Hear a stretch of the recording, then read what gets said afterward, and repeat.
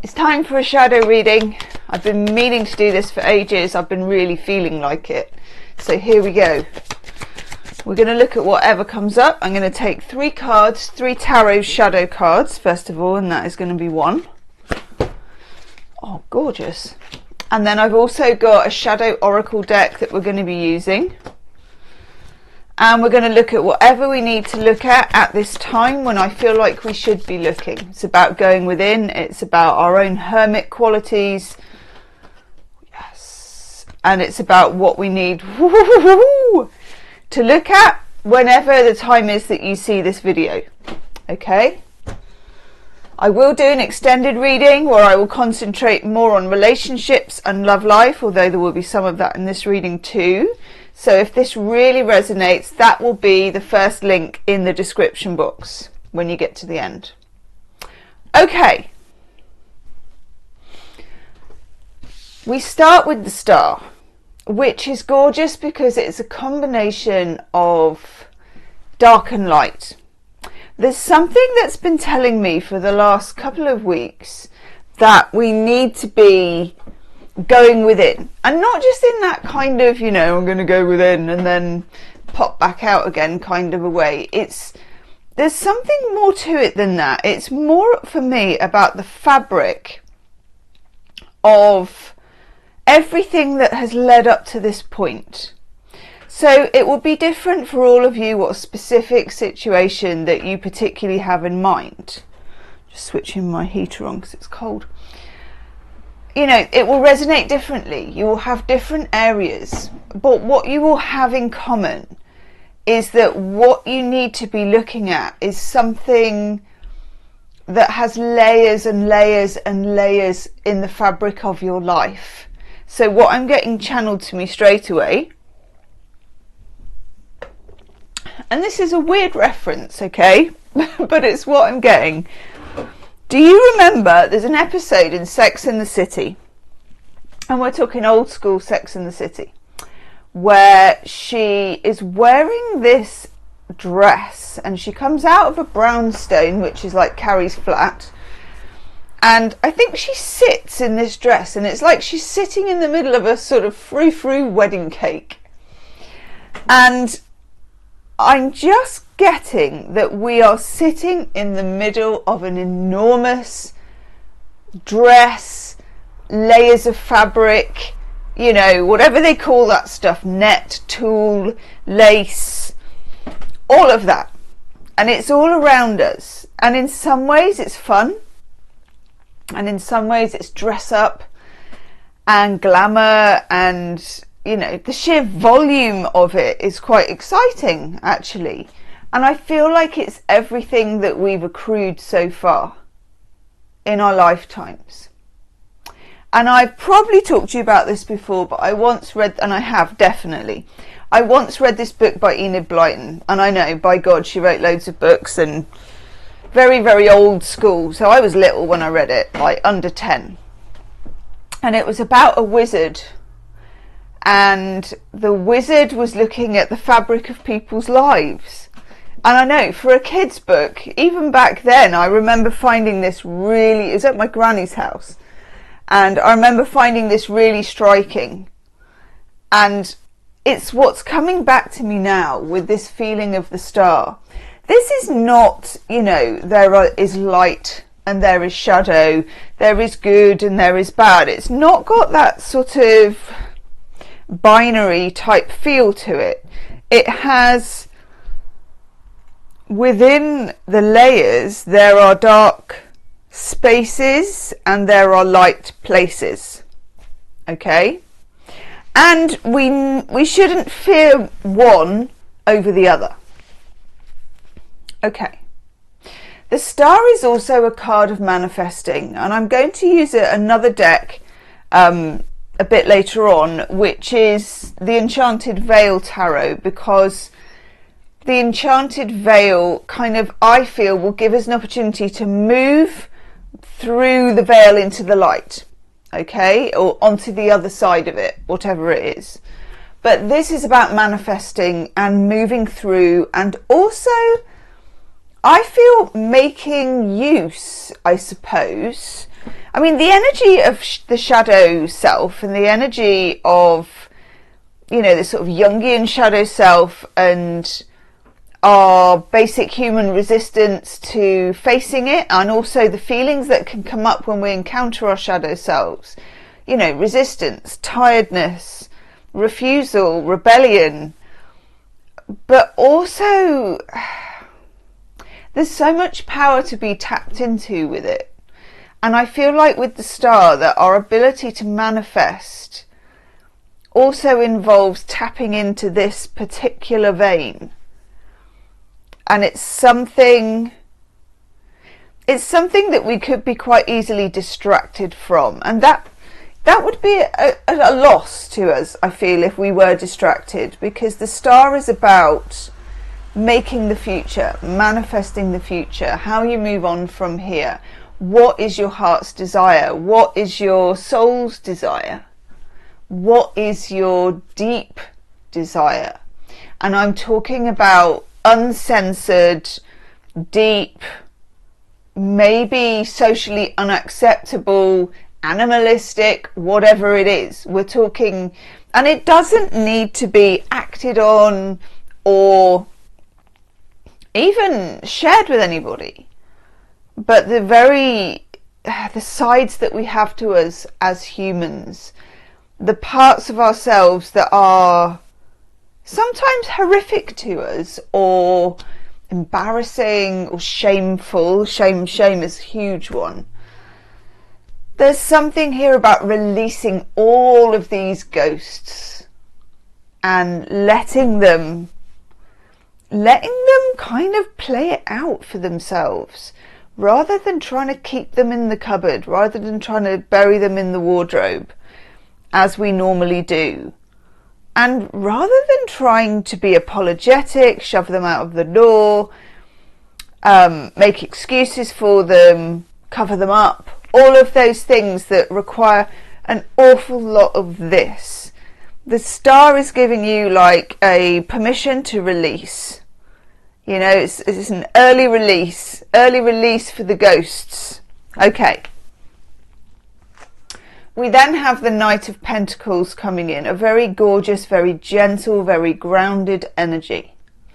And we need this. We need the Knight of Pentacles. We need that very grounded energy, because quite often with shadow work, and I think what we're dealing with here as well, and do let me know in the comments section, we're dealing with, and I'm on the real edge of understanding with this, we're dealing with the mask of ourselves, but also, how can I put this? We're dealing with dissociation.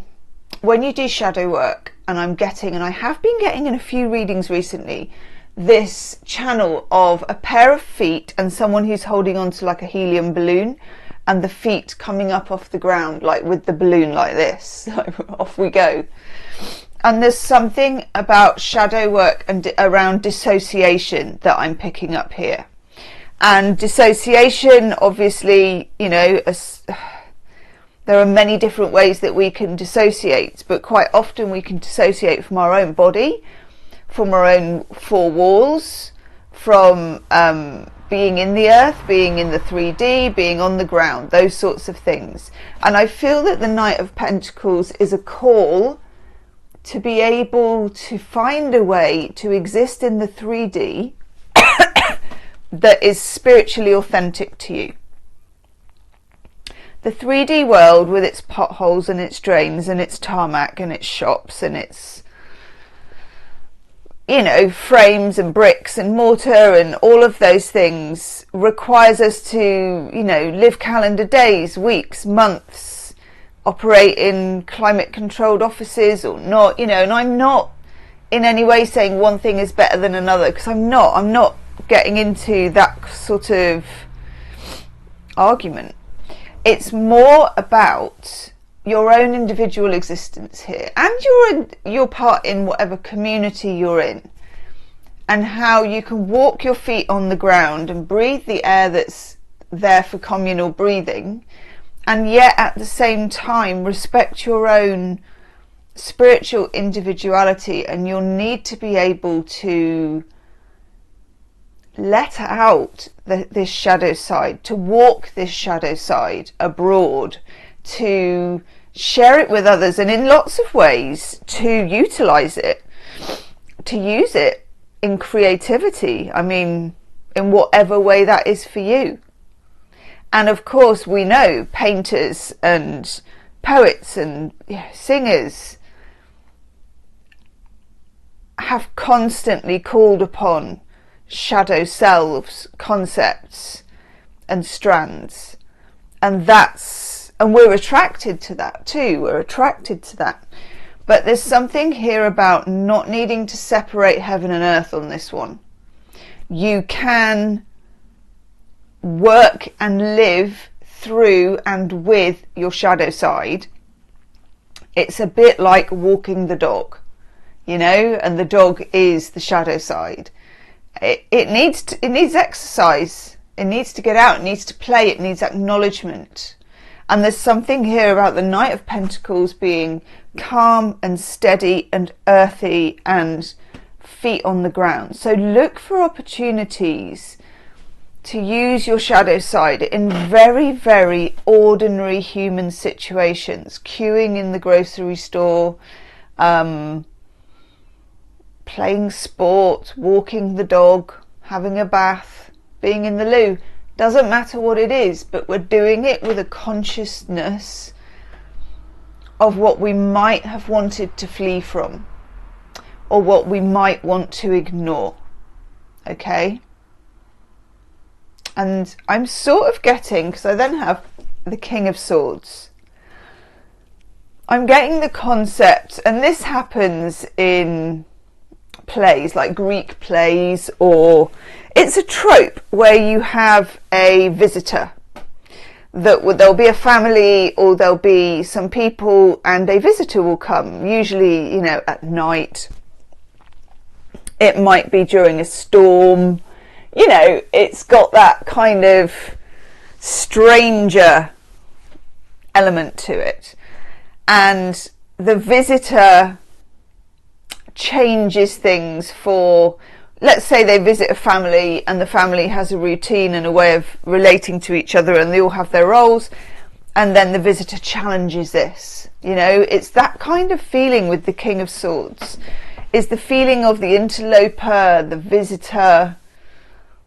And again, I'm not saying this is good, bad or ugly, you know, it's the concept of allowing the visitor in. And I don't mean, you know, in the 3D, I'm talking here like spiritually. Your shadow self wants a seat at the table, and you may not even want to let it in. And there's something here for some of you about control, because the King of Swords is quite a controlling king for me. He can be. It's about communication, it's about authority, it's about ruling by the sword, it's about justice. And I feel that there are shadow things here around masculine energy and who decides, who draws the line, who silences, who demands the table order, the seat at the table, even if they're not welcome. And there's something here about being a good host, but not a false host. I know this reading is crackers. Let's just acknowledge that for a minute. But it is what it is. I just had a feeling this reading had to come out. So if it's crackers, it's crackers. Let me know if you're still with me in the comments. That will help. Okay.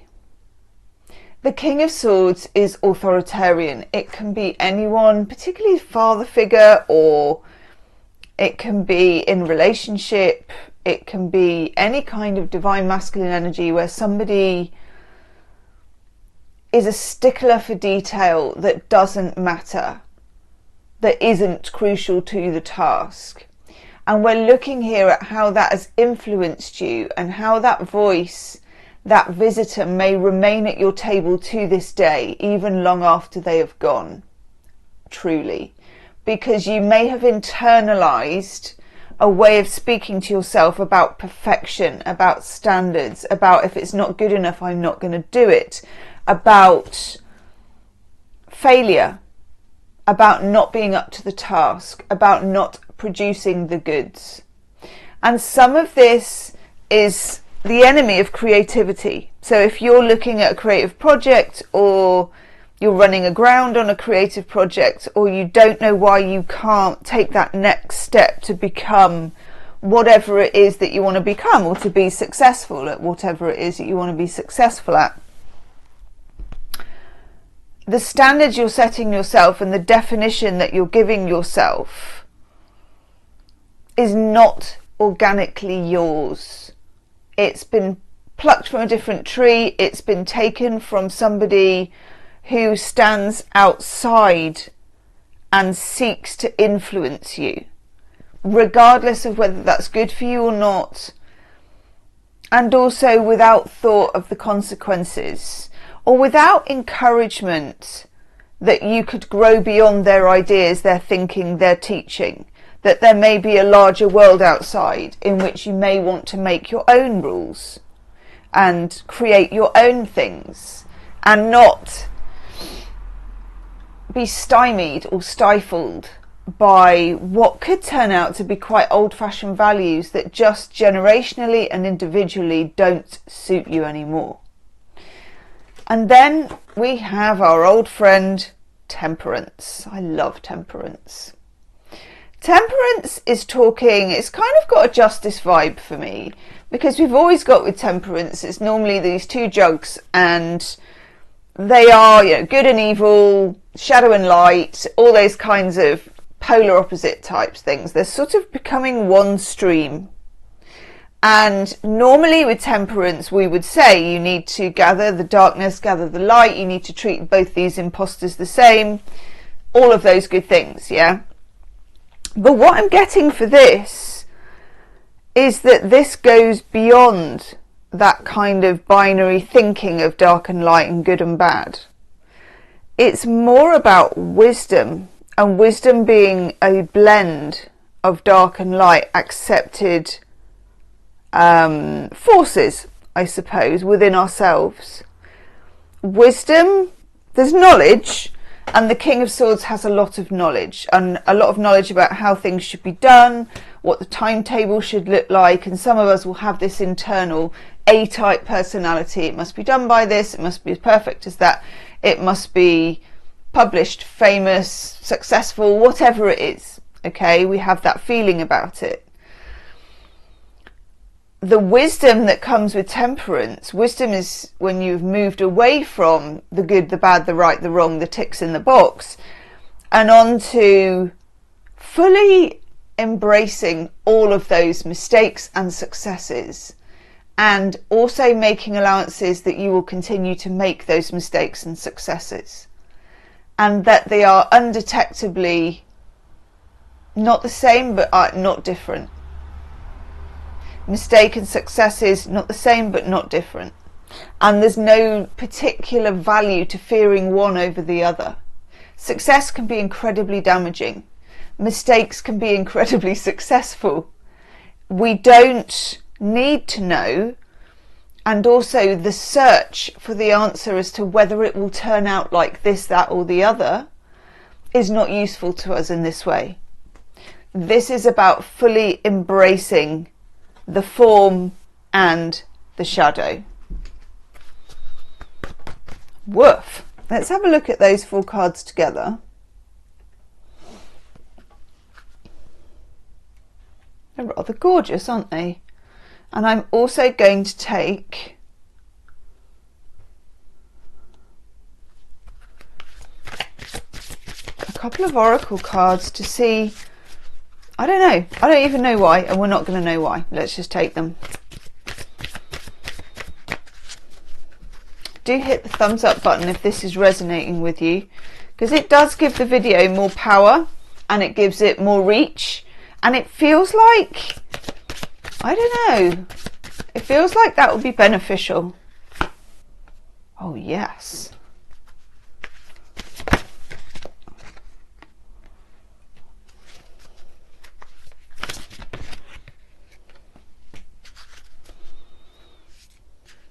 Okay, I'm going to do these 3, then I'm going to look also at the top and bottom of the deck. Here we get, oh, I love this, stairway. Doodle-doo. Can't help that, a bit of Wayne's World. Stairway, okay. Progress, ascension, growth, overcoming those obstacles. But again, we're not particularly thinking about moving from darkness into light, moving past the obstacles and leaving them behind. It's not a case of, you know, when I get there it will all be okay, because we're human and we move in cycles. When you get there it will be different, but it's not like you move through the darkness and suddenly ping, you know, you're into the light is stable and it stays. But it is progress, and the progress for me is very holistic progress. Through the dark, the light, the acceptance of our shadow, of our light, of our mistakes, of our failures, of our shame, of our successes, of our praise, and of our, I don't know, I guess this is love. We're moving towards love rather than just light. Okay? And it is an ascension, and it is a progress, and it is a stairway. But if you think about Escher, there will be more stairways and more cycles. Okay? This is not a linear goal.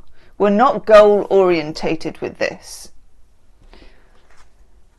Then we get rain. I love when it rains, you know, when it rains really hard and it's kind of hitting the pavement, and then you get this gorgeous smell of, I think it's nitrates, and you get, you know, if you're in the countryside you're going to get the smell of the earth coming up. If you're in the town you get the smell of the pavement, of the streets, and you get the blur of the street lights and all of those things. There is something, it says, yeah, purification, releasing emotional baggage. And I don't think it's even baggage. I think it's more transformational, transmuting something rather than looking to clear it or wash it away. Clearing it is, and washing it away is artificial. It comes back. It's who we are, it's what we live with, it's part of all of the experiences that we have. So when we're looking at rain, we're looking at awareness of the forces, but not necessarily the neat package of it rained, it washed it away, and now I'm clean. You know, the idea of being dirty and then being clean, or being whatever and then being rescued, it's just not that clear cut at all. Moving forward with all of the things is like, it rains, I'm aware that it rains, I'm aware that these forces are here, that they're part of the inception of everything I do, they're inside everything I do, and I'm a part of them too. Okay? I know. Then we get fog. The beauty of the mystery, obscurity, uncertainty. You are not going to get certainty when you're living bravely like this. In fact, I would say it would be quite the opposite. Yeah. At the bottom of the deck here I've got clock. And what I'm getting from this as well is that there would be no timetable for this at all, which is irritating to us as humans, living as we do inside the clock, inside the day, inside the week, inside the month, inside the year. Those of you that this is really going to resonate with, even as children, would have had an inkling that that wasn't really all there was to know. That that wasn't really the everything. That there's something behind the clock. that there's something behind the year, the month, the calendar. It's the human artifice of finding ways to pocket time and the creation of time in itself. So there's something here about not giving into the anxiety of time, losing time passing by, the sand timer, any of those things. This feels very empowering, actually, and I feel like a lot of you are already at this point when you reach this reading. There's a curiosity about this. There is you've had your long dark night of the soul, but you're still in it, and you're asking questions because it's too painful to stay the same, which is often how we get to shadow work. But also I feel like a lot of you are, it's a bad word, spiritual, but I can't think of a better one. Have a lot of spiritual insight, and you've been feeling and thinking. If only there was a word that combined feeling and thinking. No, doesn't work. I'm sure I'll probably come out with it one day. You've been feeling and thinking, there is another way for me. And I'm feeling like when you see this reading in the upcoming weeks and months, there is a much broader understanding and a more holistic and authentic experience of having a conversation with your shadow side, but also really amalgamating it into the whole of who that you are, rather than trying to keep it separate and just do this, keep it away from you, or even have it front and center and be fronting up to it too much. It feels as if, let me have a look. Yeah. No, not those. I know what I'm going to do. These ones. I'm going to have a look at the Oracle of Echoes, because I feel like this is very in keeping with what we're doing.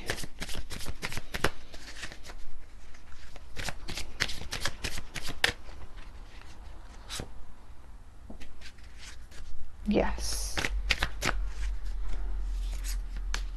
That one. Yes!